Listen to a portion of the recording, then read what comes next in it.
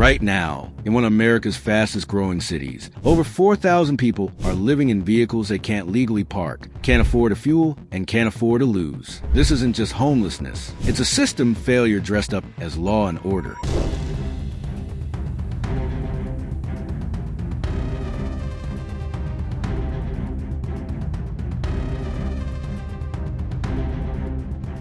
In this video, you'll see how a city created its own crisis and how easy it would be to end it. You ever looked at a van on the side of the road and thought, that's sad? What if I told you that van belongs to a veteran, a preschool teacher, or a full-time hospital worker living inside because the rent math stopped making sense? Tell us in the comments, do you think this is poverty or policy? The city of Denver ordering a property owner to immediately stop renting out trailers and RVs on his properties. You start out housed, you work 40 hours, you cover most bills, you refill your gas on Thursdays, and try to pretend it's all manageable. Then the rent hikes. Your lease gets renewed with unexpected zeros. The landlord adjusted to market rate. Now you're short every month. You hold on, budget harder, borrow, sell your bike, pull from savings, still fall behind. Then a repair bill hits, or you're late again. And just like that, paperwork starts appearing on your door. The eviction process unfolds fast, but you hit the brakes too late. The sheriff gives you 48 hours. You load what you can into your car. You didn't plan this, but you owe too much and have nowhere to go. Shelters are full. Friends have rules. Extended stays want deposits. So you choose the engine over the pavement. You park. It's not comfortable, but it's covered. Your car becomes your fallback until the city decides it's a problem. And Denver has one rule that makes everything worse. The 72-hour rule isn't policy. It's a quiet evacuation order. You can't stay more than 3 days on any city street. Doesn't matter if your engine is working. Doesn't matter if it's snowing. Doesn't matter if you just started a night shift. If you've been there 72 hours, you risk fines. Tow notices appear like clockwork. Everyone living in vehicles learns to rotate blocks. You're not camping. You're complying. You're counting hours and praying your home doesn't get chained to a tow truck. The math behind car dwelling is as brutal as the rent that led to it. Let's say you make $22 per hour, median wage in Denver. That's roughly $2,800 per month take home. A one-bedroom runs $2,150 at market rate. Car note, gas, basic living costs, another $600 plus right there. Your entire income is evaporated before groceries. You miss one paycheck, you collapse. That's not overspending. That's a broken economic structure. Poverty isn't caused by irresponsibility. It's caused by overpriced ability and underpaid survival. Now you're apart, but really you're circling zones like they're rig traps. Monday, you're off federal. Thursday, you're dodging sweep teams in River North. Sunday, you test the quiet side blocks near Broadway. You're not living, you're timing. Certain zip codes give you space until they don't. Surveillance grows, residents complain, and suddenly the place you slept peacefully last week is an enforcement zone this week. There's no refuge, just delay. And delay, in this context, is everything. And while you drive in silence, fines rack up in the background. A 72-hour violation is $50. The next one, $75. Then $150. Then they boot your car. And even worse, if it's a larger vehicle, an RV, a van with an attached trailer, a moving truck, it might cost $1,200 to get it back from impound. There's no payment plan. There's no city hotline to pause enforcement. The system isn't helping you recover. It's pricing you out of your last fallback. Meanwhile, cops sweep encampments, but they don't bring keys. Denver spent $14 million last year on enforcement targeting homeless camps, especially vehicle dwellers. Police arrive, public works rolls in, streets get cleared, but nobody gets housed. They get displaced, towed, and ticketed. Then the same people reappear in new zip codes. 3 days later, the problem isn't solved, it's rotated. The illusion of order costs millions, and it moves the crisis without ever reducing it. And the worst part? You can't build your way out while rotating. You can't apply for an apartment without an address. You can't apply for jobs without an address. You can't get mail delivered to a dashboard. You can't reschedule court paperwork when it keeps being sent to a location you no longer live at. The mobility that was supposed to make homelessness less visible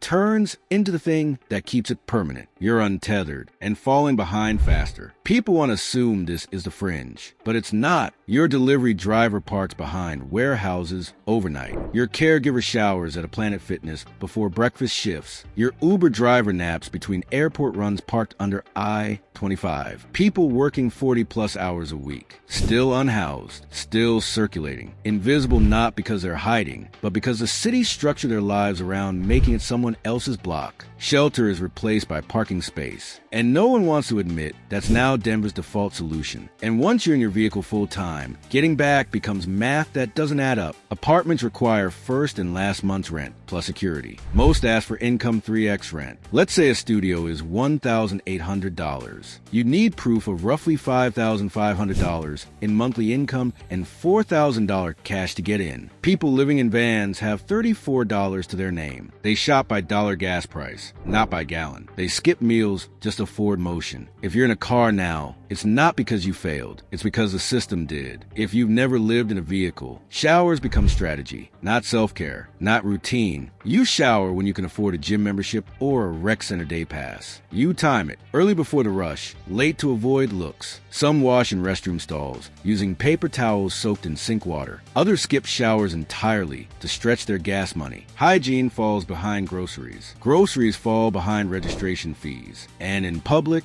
you fake fresh. A clean hoodie, a smile, just enough to not get questioned by police. Toilets, too, are now something you chase. Public restrooms lock at night. Coffee shops demand codes. Gas stations say customers only during late hours. You learn which libraries have clean bathrooms. You memorize dawn to dusk hours. If you're in an RV, you avoid the onboard toilet unless you can afford a dump. Dump stations charge $15 to $25 per dump, and there aren't any in the city center. Travel far, pay more, waste gas, delay work, or cut corners, gray water in storm drains, holding it until it hurts. The public health risk builds silently. Denver has the land to fix this. It just refuses to use it. Over 4 million square feet of unused industrial lots sit between warehouses and old transit hubs. Empty, they could be safe parking. Dump sites, shower trailers, legal zones.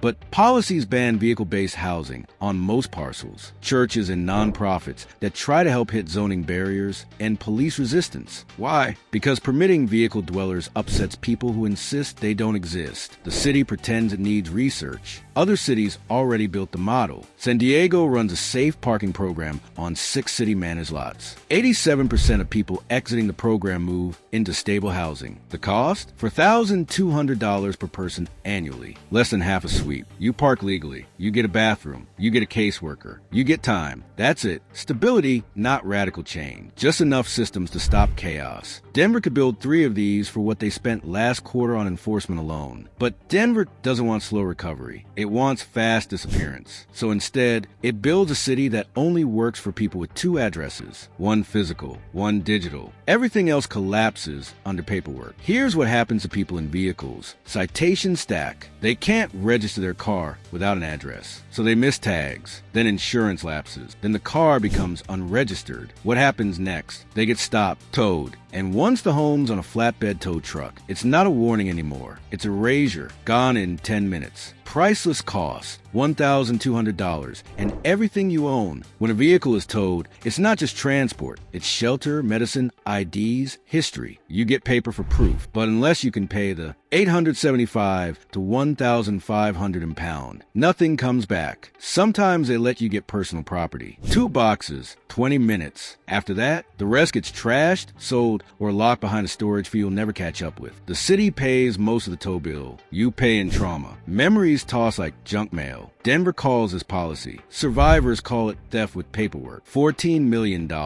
That's what Denver spent on sweeps last year. $14 million to crush tents, find vehicles, throw out blankets, and push people 6 blocks down. No shelters added. No service centers built. Just motion. They don't count how many got housed, because that number is usually 0. Compare that to safe parking models. With the same money, Denver could fund 10 legal lots with restrooms, Wi-Fi access caseworkers, and working links to housing. But Politicians don't get reelected for building bathrooms. They get reelected by shortening complaint lists. Residents call about trash. Police respond with citation team. Public works show up with trucks. Outreach doesn't. Enforcement is fast. Housing is slow. So guess which one gets funded? Enforcement. Every time. It creates the illusion that someone's doing something. But all it's doing is wiping the sidewalk clean for 48 hours. Because 3 days later, another vehicle parks there. Same story, different plate. Same policy. Still no plan. The city knows how this works. It's designed it this way. The 72-hour rule isn't a random nuisance code. It's the thread tying the entire sweep strategy together. It's how they justify tickets, impounds, and order restoration. But apply that logic across a city of working-class wage earners, and you'll get this exact result. For 1,000 mobile households and growing, all rotating. No exits, just more expired plates, ticking clocks, and budgets that punish motion instead of housing people. You can't solve a housing crisis by treating it like a traffic issue, but that's exactly what Denver's doing. People aren't refusing help. They're navigating a city designed to reject anyone outside a narrow definition of renter. All it takes is one disruption. Medical bill, layoff, landlord shift, and you're out. And once you're out and mobile, the rules aren't written for recovery, just regulation. Denver says it can't afford to fix this, but it's spending millions to sustain it. Once you're rotating vehicle locations, you're off the civic grid. You don't receive mail. You don't get notified when your caseworker moves offices. You don't receive your food benefits renewal packet in time. You send job applications with no address, then never hear back. You try to renew your driver's license, but it's expired, and now they want proof of residence you've never had. Paperwork breaks your progress. It doesn't acknowledge your reality, so you vanish in the systems that were built to bring you back. You're not undocumented. You're unrecognized, working, parked within city limits, circulating medical bills, storing tax returns in your glove box, and still, Denver acts like you're a ghost. You can't apply for transitional housing without address verification, but you can't secure a mailing address until you're placed. Welcome to the paper chase. Every form requires an address, and every hoop you miss resets the clock. This isn't new. It's layered bureaucracy stacked intentionally deep enough that most people give up before they even clear the first page. And if they give up, it looks like it was their choice. That's the illusion that struggling people just didn't do the paperwork right, or seek help.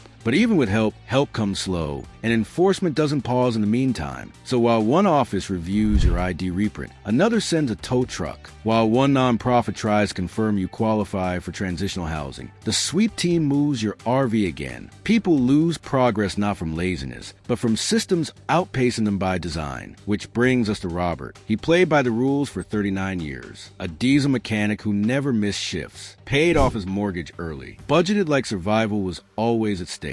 Then the property tax hikes came. His home went from $2,000 a year in taxes to almost $9,000, thanks to rezoning and gentrification. His pension didn't grow, so he sold, bought an RV, downsized everything. Now he parks on Brighton Boulevard half a mile from the place he worked, a full career later, and he still rotates curbsides at 66. Robert isn't addicted. He isn't irresponsible. He's precision built for reliability, but his heater only works half the time. His body has aged faster than the machines he used to fix. He used to own his house. Now he parks walking distance from it, hoping winter won't tear his brakes apart. Showering at gyms, using old colleagues' addresses, waiting on a senior housing list that hasn't called his name in 3 years. When they ask what poverty looks like, this is your answer: modest, quiet, and living one leak away from frozen sleep. Then there's Angela and Marco, construction worker and grocery store cashier. Parents, 2 kids, 7 and 9. They had an apartment in Lakewood for $1,800 a month and were making it work. Then the building got sold. New owner raised rent to $2,400. They were given 45 days to sign the new lease or leave. They applied to 14 apartments. All of them wanted $6,000 up front and 3x rent in income. They had $1,200 saved. They pay taxes. They work 50+ hours a week each. But they no longer qualify to live in Denver. So now they park a used travel trailer near the kids' school. It's 22 feet long, fold-down table for homework, cold lunch when the fridge power fails. Every 72 hours, they hitch it to their truck, move to another street, rinse and repeat. They shower at rec centers, wash clothes at a laundromat. The kids still attend 10 class. Angela told her manager, but not the principal. They're afraid of CPS even though their kids are clean, fed, and present. This isn't starting over. This is holding on. Marco's job still withholds income tax like he's middle class. He builds the homes they'll never afford. He drills floors in new construction lofts that rent for $3,000 blocks away from where they dodge overnight tickets. Angela still bags food for regulars who have no clue she's sleeping beside the city's playgrounds. And they're one citation away from catastrophe. One tow, one sweep, one sick day. The system calls this resilience. What it actually is unacknowledged survival. Manufactured emergencies sold as apathy. And then someone like Shanice changes everything. Single mom, home health aide, lost her car, missed work, fired, evicted. For 2 months, she lived in a Honda Civic with her 6-year-old daughter. Tinted windows up, no heat. Then a friend told her about a tiny safe parking program. Just 20 spots. Portables, night security, case manager twice a week. She applied with zero paperwork. Got in. Within 2 weeks, she got a replacement ID and social security card. By the next month, a bus-accessible job. And 90 days later, a lease. That's the only difference. A program, a stepping stone, a small patch of infrastructure that didn't ask for things she'd already lost. Today, 14 months later, Shanice and her daughter are in a real apartment. Her child has her own bed, her own room, her own lamp. It's modest but stable. And you want to know the total cost of the city for it? Less than $5,000 in services. That's cheaper than one tow and one sweep.